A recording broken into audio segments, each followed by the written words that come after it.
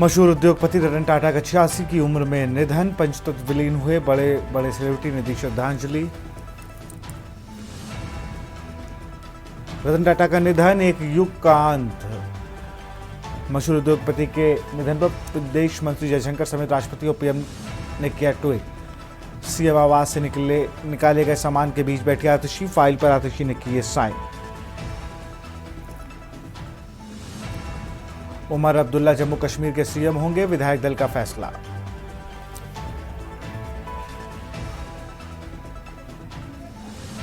Kolkata doctor rape murder case डॉक्टरों की भूख हड़ताल 5वां दिन, सरकार के मीटिंग निकली बेनतीजा।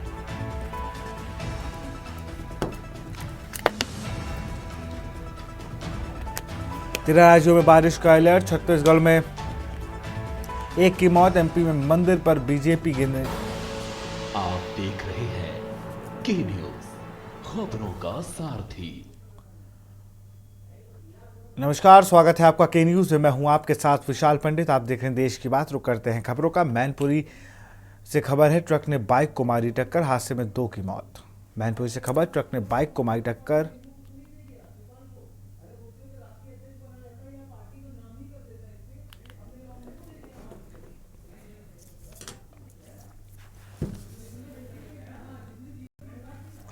बाइक सवार महिला की मौत, बाइक में फंसी साड़ी निकाल रहा था बाइक सवार।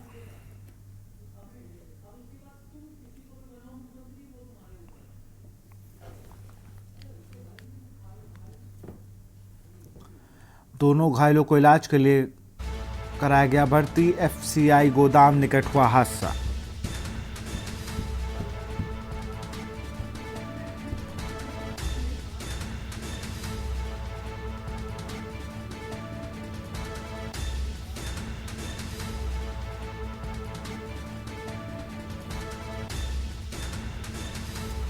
हादसे में 2 की मौत, 2 घायल, बाइक सवार महिला और एक बच्ची की मौत।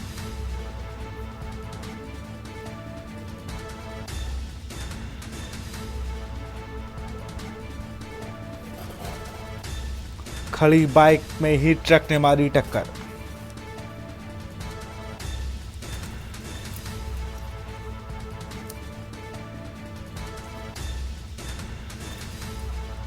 एफसीआई गोदाम के निकट हुआ हादसा।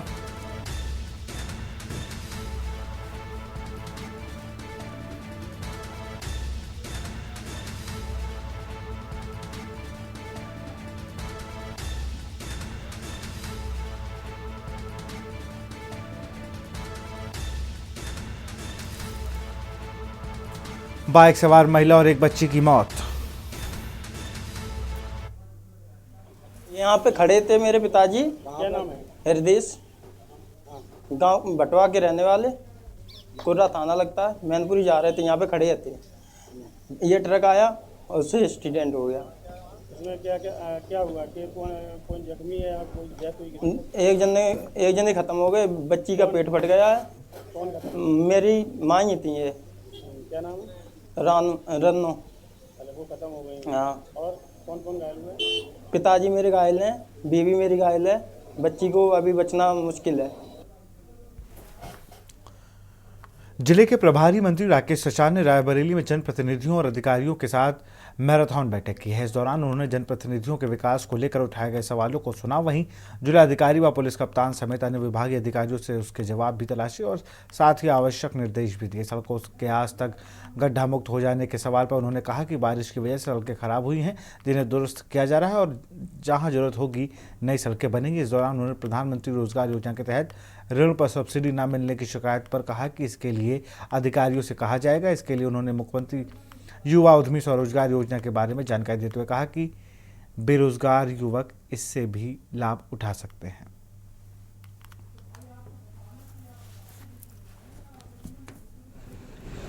देखिए, आज रायबरेली जिले के सभी विभागों के अधिकारियों के साथ लगभग 2 घंटे से ऊपर की बैठक चली। बिंदुवार सभी विभागों से चर्चा हुई है। थोड़ा शासन की मंशा के अनुरूप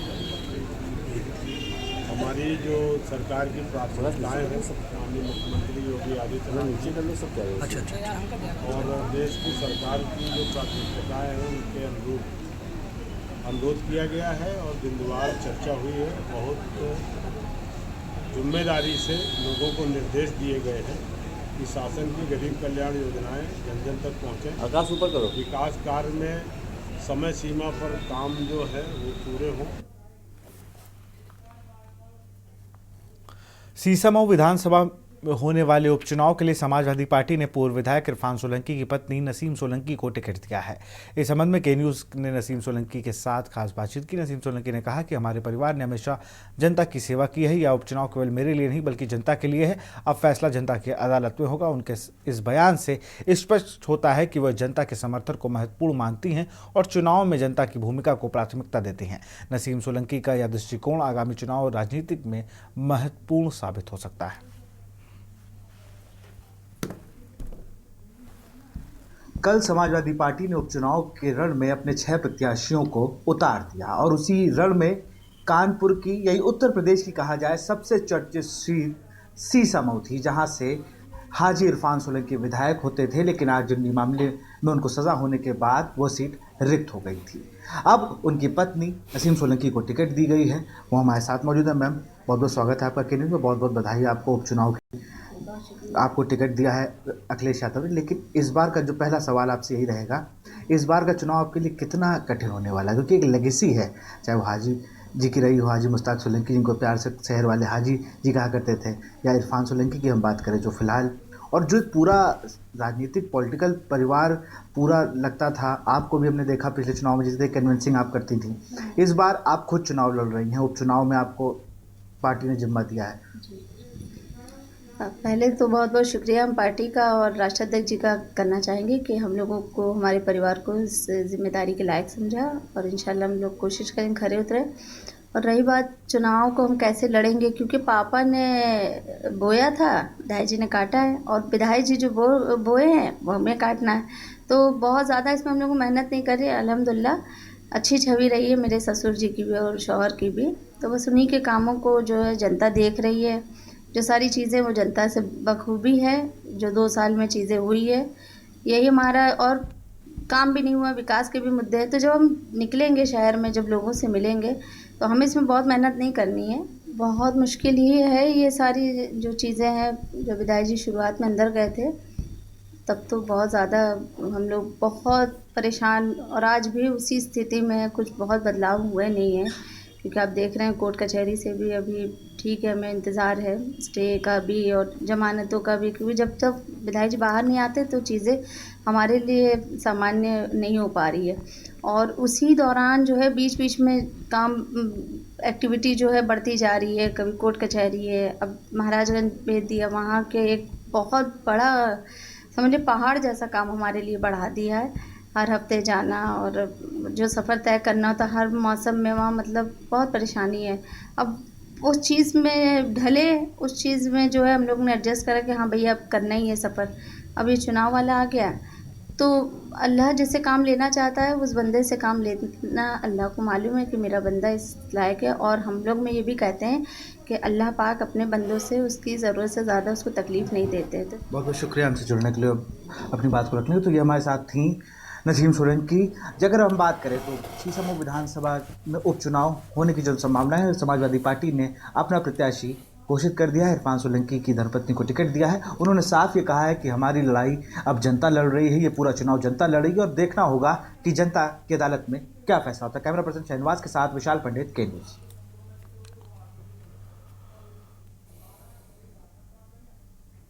यूपी सरकार के जल शक्ति राज्य मंत्री दिनेश खटेक ने सिद्धपीठ मां शाकंभरी देवी के दर्शन कर मन्नत मांगी। इसके बाद कलसिया स्थित सिंचाई विभाग के डाक बंगले पर पहुंचकर वृक्षारोपण किया और विभागीय अधिकारियों के साथ बैठक कर विकास परियोजनाओं को समीक्षा की और आवश्यक दिशा निर्देश दिए। उन्होंने हरियाणा में बीजेपी की बहुत बहुमत मिलने पर खुशी जाहिर की। उन्होंने कहा कि हमारी बाढ़ और कैनाल की परियोजनाएं 80% पूरी हो चुकी हैं।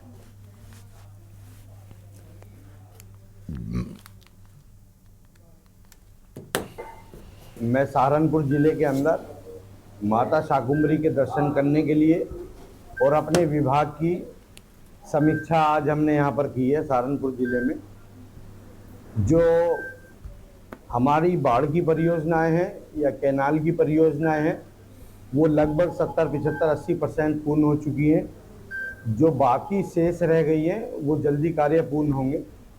और जो परियोजनाएं यहाँ के जनप्रतिनिधियों ने, यहाँ के विधायक ने, जो भी हमारे जनप्रतिनिधि हैं, उन लोगों ने और सब लोगों ने मिलकर के जो अधिकारियों को दिए हैं, हमारे चीफ हो या एक्शन हो, वो परियोजनाएं भी शासन द्वारा भेज करके उसे भी पास कराया जा रहा है। निरीक्षण में कैसा पाया गया यहाँ का? निरीक्षण में अच्छा है और अच्छा काम कर रहे हैं और आगे भी निर्देश किया गया है कि अच्छा कार्य करें। हरियाणा खबर फर्रुखाबाद से। एक तरफ पूरे देश व प्रदेश में श्रद्धालुओं द्वारा जगह जगह मां दुर्गा जी की प्रतिमाएं स्थापित की जा रही हैं। बड़े ही श्रद्धा और आस्था के साथ श्रद्धापूर्वक शारदीय नवरात्र महोत्सव मनाया जा रहा है। वहीं अपराध जगह से जुड़े रहने वाले जिला कारागार फतेहगढ़ में बंद तमाम कैदियों द्वारा भी व्रत रखकर बड़ी ही श्रद्धा व आस्था एवं भक्तिभाव से 9 दिवसीय नवरात्र महोत्सव मनाया जा रहा था तथा नवरात्र महोत्सव पर जिला कारागार में स्थापित की गई जगत जननी मां जगदम्बा की नित्य प्रति बड़ी ही श्रद्धा व आस्था के साथ जेल अधिकारियों व कर्मचारियों के साथ बंदियों द्वारा पूजा अर्चना व आरती कर भजन कीर्तन किया जा रहा है।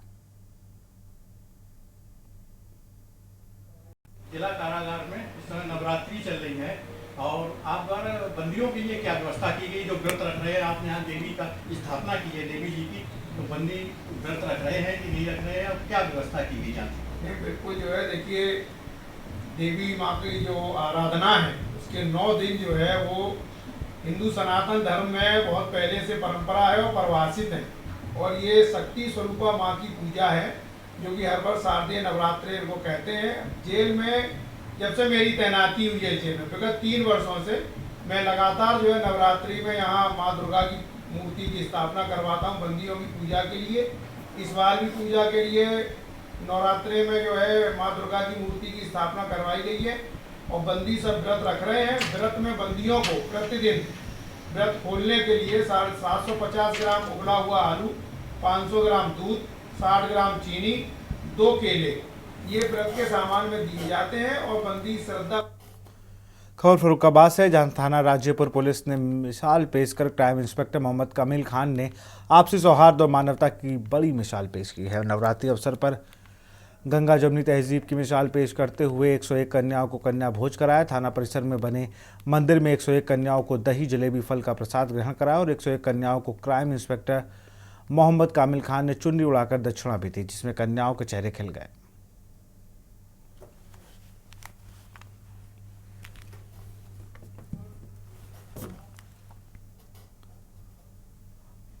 खबर जालौन से, जहां हर वर्ष की भांति इस वर्ष भी जालौन के मुख्यालय उरई की गल्ला मंडी में 60 फीट का रावण तैयार किया जा रहा है। दशहरे का एक दिन बाकी है। इस साल रावण को अलग ढंग से बनाया जा रहा है, जिसमें बुंदेलखंड के सबसे बड़े रावण तैयार किया गया है।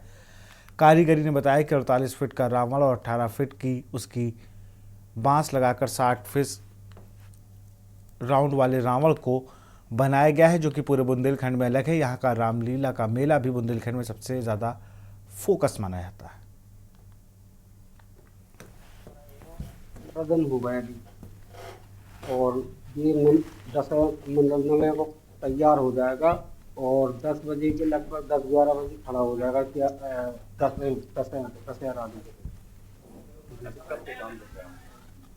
इधर के उरई में कर रहे हैं, लगभग 12-13 साल हो गए और बाहर भी बनाया है, MP, जिला दमोह और लाहौर और औरैया, इटावा।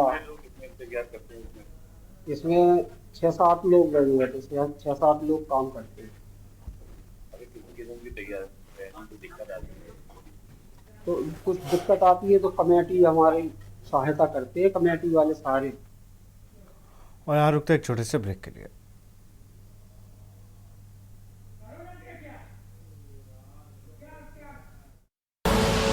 आप देख रहे हैं के न्यूज, खबरों का सारथी। ब्रेक के बाद आपका स्वागत है। जालौन में एक अजीबोगरीब मामला सामने आया है। यहाँ के रहने वाले एक युवक ने युवती से शादी की थी, लेकिन शादी के 3 महीने बाद दुल्हन अपने साथियों के साथ जेवर व नकदी लेकर फरार हो गई। मामले का खुलासा तब हुआ जब ससुरालियों ने दुल्हन के आधार कार्ड को चेक किया, जिसमें दुल्हन की दूसरी जाति व पहले से ही शादीशुदा निकली। पीड़ित ने एसपी को शिकायत पत्र सौंपकर कार्रवाई की मांग की।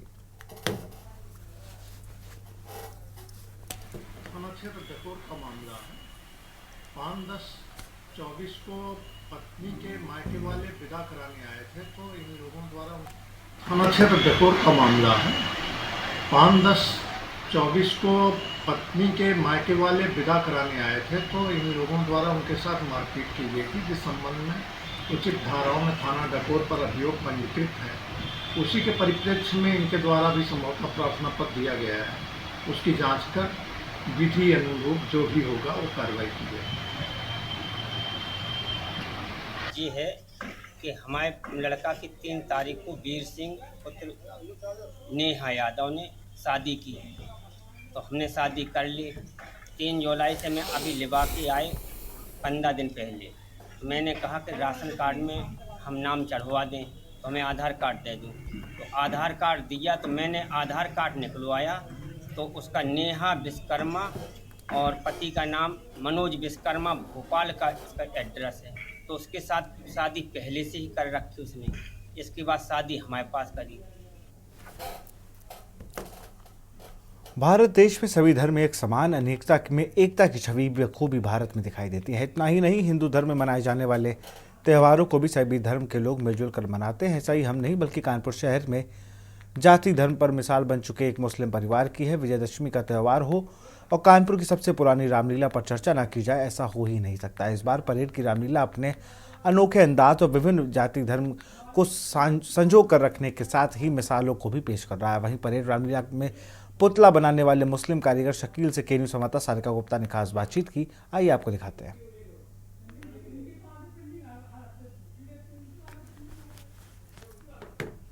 बहुत है और इसके लिए 10 जगह जो रिमोट द्वारा एक एक करके उड़ाए जाएंगे।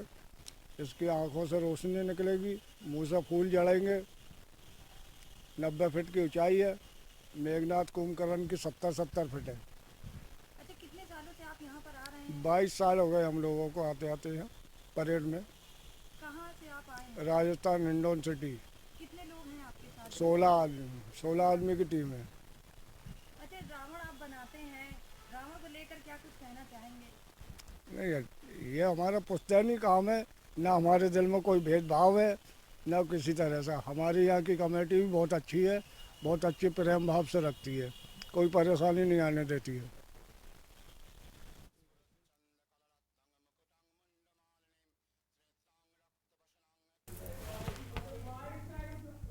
ऐतिहासिक रामलीला जो होती है वहाँ का किस तरीके से मंचन होता है, जो रावण है वो किस तरीके से बनता है, कहाँ से लोग आते हैं इस रावण को बनाने के लिए, आज हम अपने के न्यूज़ में ये सारी चीजें बताएंगे। मेरे पीछे आप देख सकते हैं रामलीला जो परेड पर होती है, जो कई वर्षों से हो रही है, ऐतिहासिक है। इसके साक्षी लाखों लोग बनते हैं और इस बार यहाँ पर जो राजस्थान से कारीगर हैं वो यहाँ पर आए हैं। उन्होंने इन पुतलों को तैयार किया गया है।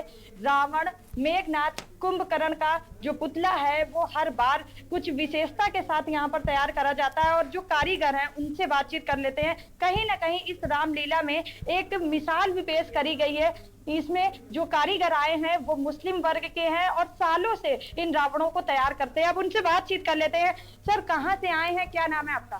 सलीम का नाम है। जो हिंडौन सिटी, जिला करौली, राजस्थान के रहने वाले हैं। कितने सालों से आप बना रहे हैं और क्या है इस बार इस रावण में? 22 साल से आ रहे हैं। ये अब की बार ये हर साल से मोटा है, अच्छा है, खूबसूरत है। इसके 10 सर ये अलग अलग आ जाएंगे, मुंह से फूल जड़ेंगे, आंखों से रोशनी निकलेगी। अच्छा, आप इतने सालों से आ रहे हैं, आप मुस्लिम वर्ग से हैं और हिंदू प्रथा के इसमें भाग करते हैं, तो पुश्तैनी काम है, इसमें कोई भेदभाव नहीं रखते हैं। हम लोगों की रोजी रोटी भी है और ये हमारी कमेटी भी बहुत अच्छी रहती है, ये बहुत अच्छी रखती है, किसी बात की परेशानियां नहीं आने देती है। मेरा तो यहाँ बचपन गुजरा है पापा के साथ में। मुझे होश भी नहीं था, तब से मैं ये देख रहा हूँ। समथिंग 22 साल तो हो ही गई। तो अच्छा, क्या विशेषता होती है जिस तरीके से आप देखिए मुस्लिम वर्ग के हैं और रामलीला में सारे किरदार जो होते हैं वो रामायण से जुड़े हुए हैं, हिंदू सनातन धर्म के हैं, तो क्या मैसेज देना चाहेंगे और क्या सोचते हैं?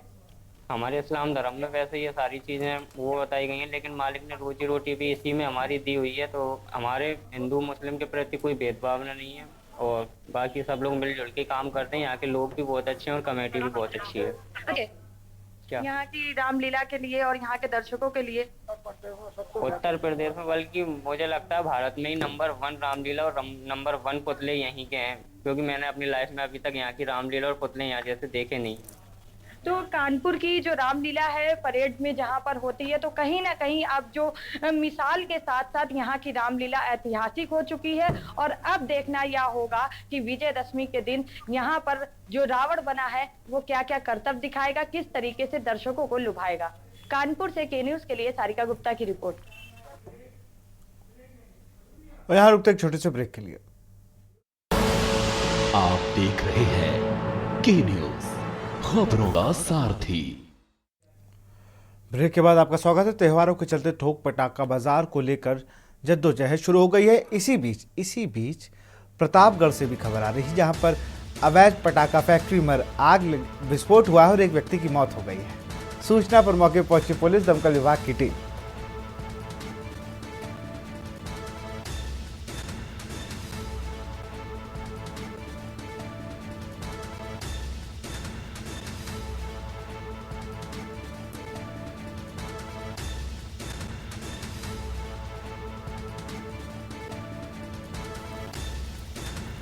नगर कोतवाली इलाके के जिरिया मऊ का मामला।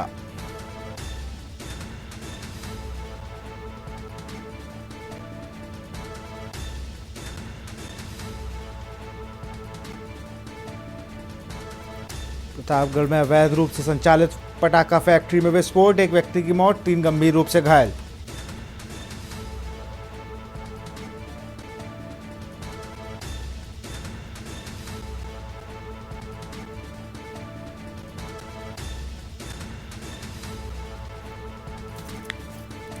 गोदाम में भारी मात्रा में विस्फोटक पदार्थ होने की आशंका।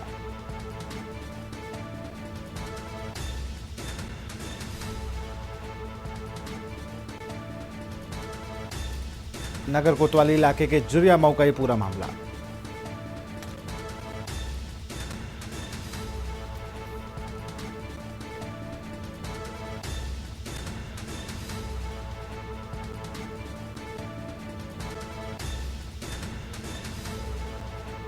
एक व्यक्ति की मौत, 3 गंभीर रूप से घायल।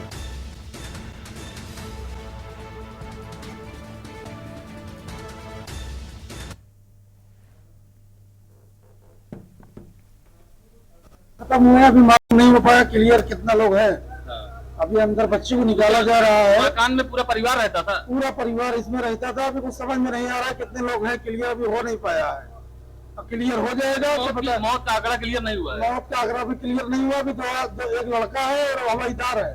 अभी 2 लोगों का क्लियर हुआ है, बाकी किसी का क्लियर नहीं हुआ है अभी। आप भीड़ देख रहे हैं, किस तरह से यहाँ भीड़ लगी है, मजमा लगा है, पूरा गांव एक तरह से पलट रहा है, क्योंकि बहुत बड़ा धमाका था। पूरे ग्राम में बताया जा रहा है कि यहाँ से 500 मीटर दूर जिसका भी घर था, घर तक हिल गया है। अब देखना यह है कि इसमें पुलिस किस तरह की कार्रवाई करती है। देखते रहिए महफूज हसन के न्यूज प्रतापगढ़। ग्राम सभा में आपको बता दें, यहाँ प्रतापगढ़ जिले में पटाखे का गोदाम बनाया गया है। ये घर आप कैमरामैन से कहेंगे दिखाएं घर किस तरह से घर है, और इस घर में ब्लास्ट हुआ है। पूरा का पूरा घर ब्लास्ट से हिल गया है और काफी परकच्चे उड़ गए हैं। आपको बता दें, यहाँ गांव के करीब 500 मीटर दूर भी जो घर बने थे वो घर भी हिलते हुए नजर आ रहे हैं। ये सामने जो पड़ी है, ये चटाई के पीछे के हवाई जहाज की इसमें लाश पड़ी हुई है, और बाकी अभी मौतों की संख्या क्लियर नहीं हो पाई है। इसकी तो तत्काल मौत हो गई। इस मकान में परिवार रहता था। कुछ लोगों को पुलिस ने निकालकर आनंद फानन में जिला अस्पताल भेजा है। फिलहाल अभी सभी की नाजुक हालत बताई जा रही है। आपको बता दें, आखिर में एक रहायशी क्षेत्र में ये पटाखे का गोदाम बना तो बना कैसे, और यहाँ पर जो आसपास के लोग हैं इनका कहना है कि मुझे जानकारी नहीं थी कि हमारे क्षेत्र में इतने बड़े व्यवसायी पटाखे का इतना बड़ा व्यवसाय होता था। और पुलिस की बात की जाए तो पुलिसिया कार्यशैली में अब जाके जानकारी हुई है कि यहाँ पटाखे का गोदाम है और यहाँ पर पटाखे की गोदाम पर उचित कार्रवाई की जा रही है। महफूज हसन, के न्यूज प्रतापगढ़।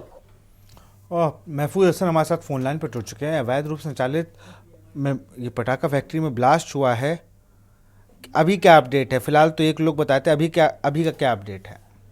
जी आपको बता दें ये पूरा मामला नगर कोतवाली के झिलियामऊ ग्राम सभा का है। आपको बताइए एक मकान था, 2 तल्ले का मकान था जिसमें पटाखा भारी मात्रा में स्टॉक किया गया था और अचानक में आग लग जाती है, जिसमें से ब्लास्ट इतना बड़ा होता है कि ऊपर के जो मकान का हिस्सा था पूरी तरह से उड़ चुका है, पिलर वगैरह पूरी तरह से टूट चुके हैं और यहाँ पर मौके पर ही जो हवाईदार था जिसका नाम मुख्तार है उसकी मौत हो गई है और उसकी बहू बताई जा रही है, बहुत सीधे तो उसको प्रयागराज रेफर कर दिया गया है। वहीं बच्चों की तलाश की जा रही है, बच्चे मिल नहीं रहे हैं, मलबा इतना गिरा हुआ है। उन्हीं उसी के नीचे पुलिस भी मौके पर आ चुकी है, फायर ब्रिगेड की टीम लगी हुई है, फायर ब्रिगेड की टीम आग बुझाने का काम कर रही है, लेकिन वहीं पुलिस जो है बच्चे का शव तलाश करने के लिए ऊपर छत पे चढ़ी हुई है क्योंकि मकान पूरी तरह से जर्जर हो गया है।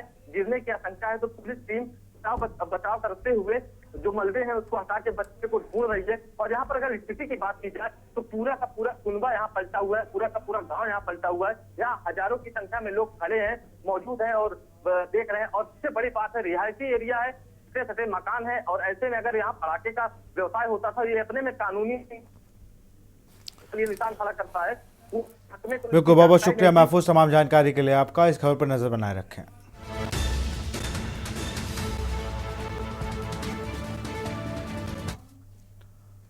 त्योहारों के चलते ठोक पटाखा बाजारों को लेकर जद्दोजहद शुरू हो चुकी है। पटाखों को लाइसेंस होने से पहले ही अशोकनगर के पार्षद पवन गुप्ता ने मोतीझील नगर निगम परिसर में बिल्डिंग के सामने लॉन में थोक में लग रहे पटाखों की दुकानों को शहर से बाहर खुले स्थानों पर लगाने की अपील की। बीजेपी पार्षद पवन गुप्ता ने अन्य कार्यकर्ताओं संग पुलिस कमिश्नर को 3 सूत्री मांगों का ज्ञापन सौंपा।